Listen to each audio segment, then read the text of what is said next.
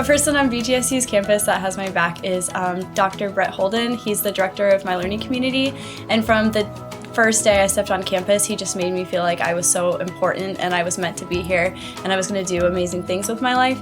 And because of that, I excelled in all my classes. I met so many new people and tried so many different things just because I felt like I was important and meant to be there.